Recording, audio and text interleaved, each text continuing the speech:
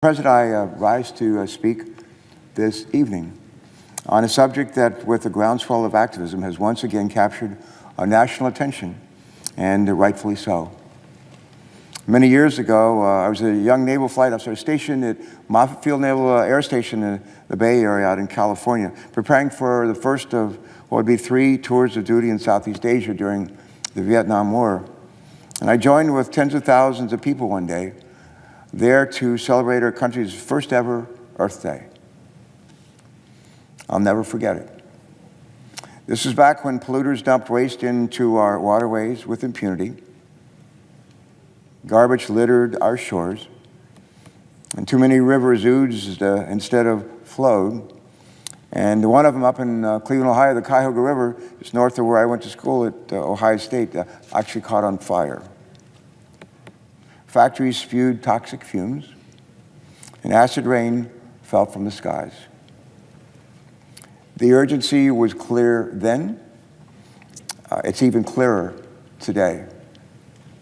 That very first Earth Day was a transformative experience for me, and it serves as an inspiration for me for the rest of my life. As I look at what is happening across our country today, I see the movement for bold, transformative action to save our planet. I see the faces of those who were there with me that day in Golden Gate State Park. You know, I've had a lot of different jobs since then. It's not lost on me that I stand here today on the brink of yet another watershed moment as the top Democrat on the Senate Committee on Environment and Public Works, the committee that oversees our nation's environmental laws. Madam President, I'm here today to talk about climate change. In the days and weeks ahead, Senator McConnell intends to engage in a ploy to try and undermine the Green New Deal by calling a vote for a resolution he does not even support.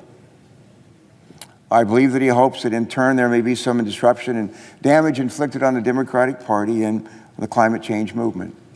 To the American people, hear this simple message. We cannot, we will not allow cynicism to win. Not now, and not with so much at stake. When it comes to climate action, there could not be a starker difference between the Democratic Party and the Republican Party in this debate in this chamber. We as Democrats may not agree on exactly how we should address climate change, but we all agree it is happening. We agree that human activity is the main cause, and we agree that we must act now. Democrats know that climate science isn't part of some grand hoax.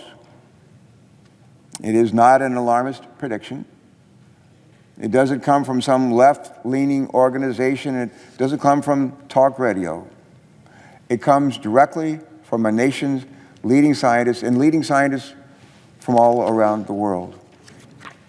Just 3 months ago, 13 federal agencies released a comprehensive climate report that described the dire and health consequences we face if we fail to take meaningful action to address climate change now.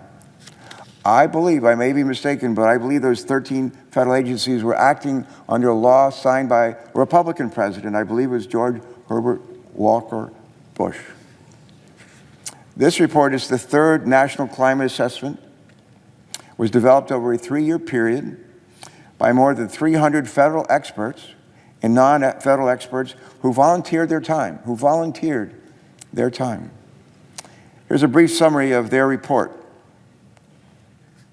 The science behind climate change is settled.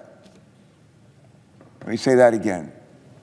The science behind climate change is settled. From our warming oceans to our atmosphere, climate change is happening, and human activities such as burning fossil fuels are greatly contributing to this crisis.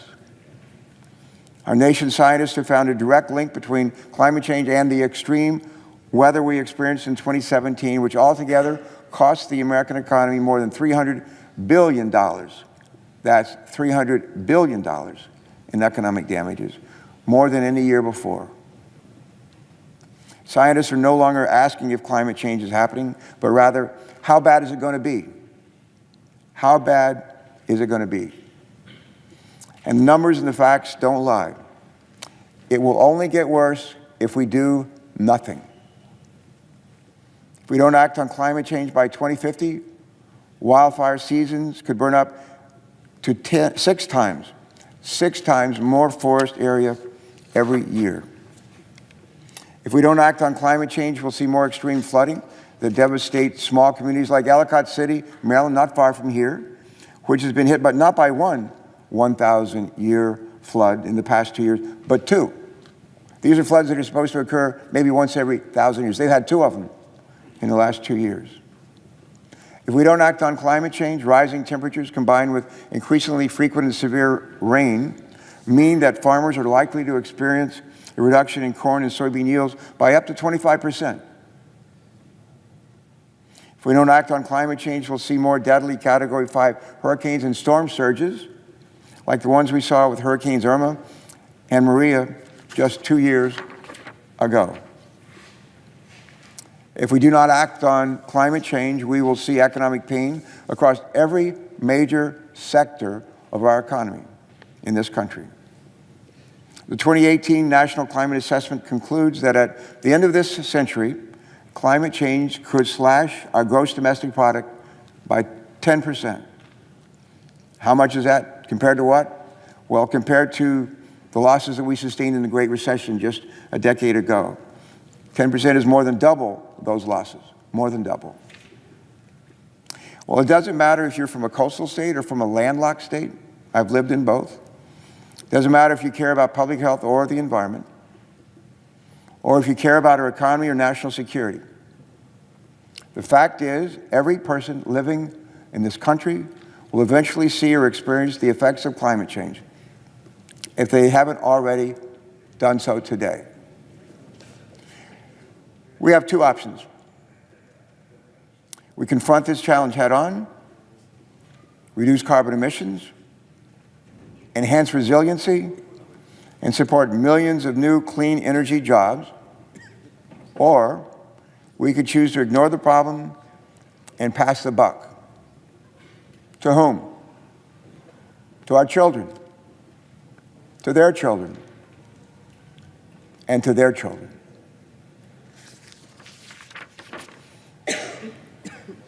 Senator McConnell, President Trump, and Andrew Wheeler at EPA want to pass the buck.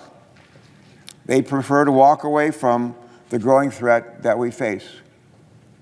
And instead of pursuing any ideas to address climate change and protect Americans from its effect, sadly, the Trump administration has promoted policies that increase our dependence on dirty energy. President Trump has even said he doesn't believe in climate change, and that he doubts the credibility of his own scientists at NASA, at NOAA, as well as 97% of the global scientific community.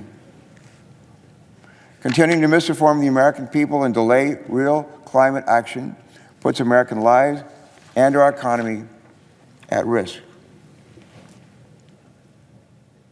It doesn't have to be this way. As Democrats, we choose to confront climate change. We choose to do so now. We know our communities are feeling the pain now from the climate crisis because we see the effects of climate change every day across this country. We may not yet agree on exactly how we must address climate change, but we all agree on 3 things. Here they are. Number 1, we agree that climate change is real. 2, human activity during the last 100 years is the dominant cause of the climate crisis we face today. And 3, the United States, and especially the Congress, that's us, the House and the Senate, and the administration, should take immediate action to address the challenge of climate change. That's why I'll be introducing a resolution that says just that. Just that. Democrats know that we can have a healthy climate and a strong economy.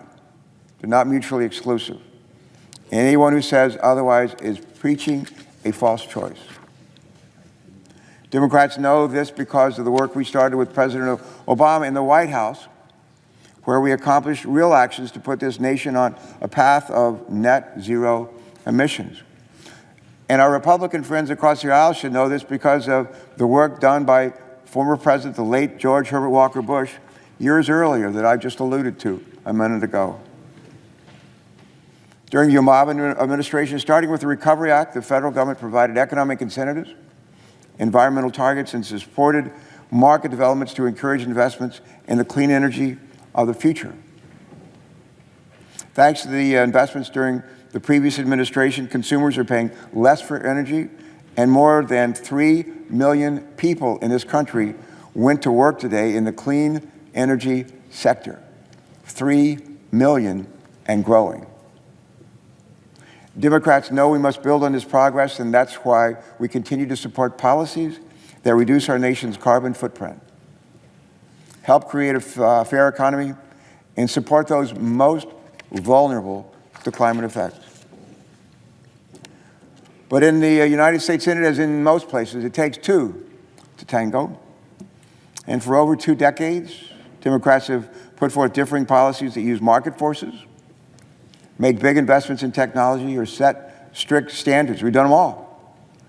And we don't seem to get very far with our friends on the other side of this aisle. I know because I've co-sponsored many of these efforts. Let me just say this, we're not going to give up.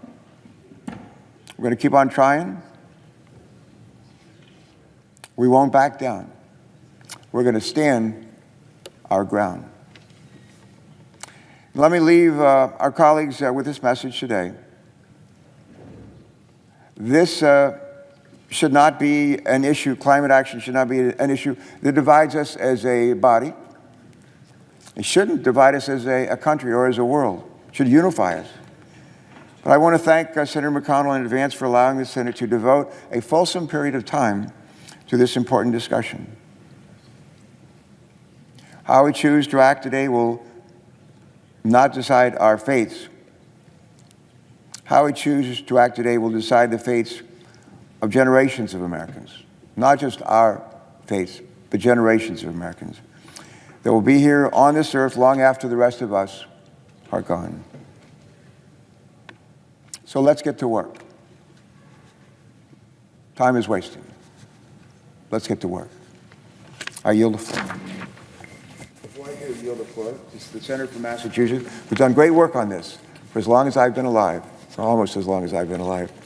Madam President, I ask unanimous consent that Caitlin Pritchard and Zach Pilchin, legislative fellows, and a detailee in my office have privileges of the floor for the duration of the 116th Congress. And with that, I yield without objection to my friend and our colleague who has been a giant on these issues for a long, long time and continues to be. Thank you.